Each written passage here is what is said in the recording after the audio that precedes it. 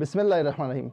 زه عبدالباسط علي په دې ویډیو کې غواړم تاسو ته امریکا ته د تللو یوه ډېره اسانه او بې مصرفه لار در وښیم.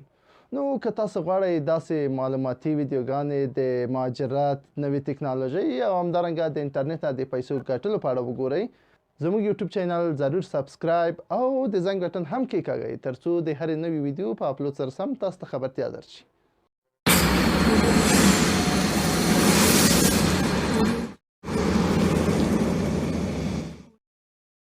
درنو دوستانو، د دې ویډیو نه زما مطلب دا دی ترڅو زموږ هغه هیوادوال چې په ډیرو کړاوونو او په ډیرو سختیو سره دوی غواړي ځان خارجي ملکونو ته یا اروپا او همدارنګه امریکا ته ځان ورسوي چې حتی د دوی د سر په بدل تمامیږي، نو غواړم دوی ته وښیم چې داسې اسانه لارې هم شته چې تاسو کولی شئ په ډیره سادګۍ او اسانۍ سره ځان خارجي مملکتو ته ورسوئ. نو په دې ویډیو کې زه غواړم تاسو ته ډي وي لاتري یا ډایورسټي ویزا معرفي کړم. درنو دوستانو، ډي وي لاتري یا ډایورسټي ویزا دا 55,000 ویزې دي چې د نړۍ په ګوټ ګوټ کې کوم مملکتونه چې په دې پروسه کې شامل دي، چې یو د هغې نه افغانستان هم په دې کې شامل دی.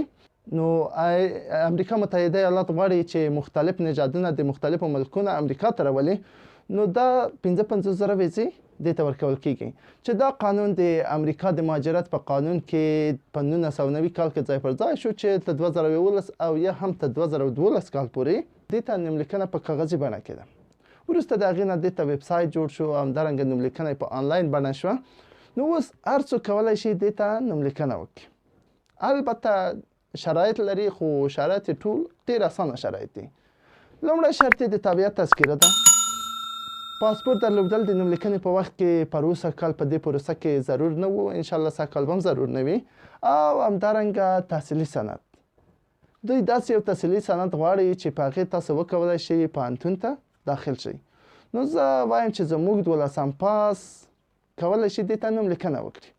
او همدارنګه که څوک تحصیلي سند نه لري، نو هغه که چیرې یو داسې 3 کلنه د کاري تجربه ولري چې دوی بیا وروسته ثابته کړلی شي چې دوی په دې برخه کې د کاري تجربه لري، نو هغه هم کولی شي دې ته نوملیکنه وکړي. نو پاتې شو مهمه مسله، هغه ده د دې دپاره عکس اخیستل، چې دوی غواړي یو ډېر منظم عکس بدون د فوتوشاپ نه، بدون د دې نه چې بکګراوند یې تغییر شي، او په ډېر ساده عکس، البته ډېر منظم عکس چې دا تقریبا 600 په 600 پکسل کې وي.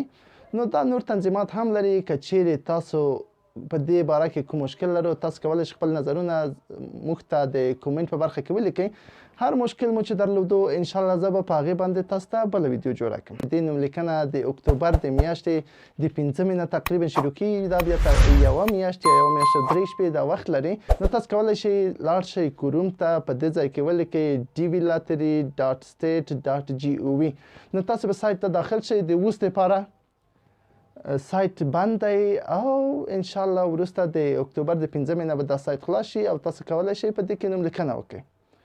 اوس سایټ هغه چا لپاره واز دی کوم چا چې پر اوسه کال دې ته نوملیکنه کړې وه، هغه کولی شي خپل نتایج په دې کې وګوري چې څوک کامیاب شوي یا هم چانس یاري نه ده ورسره کړې.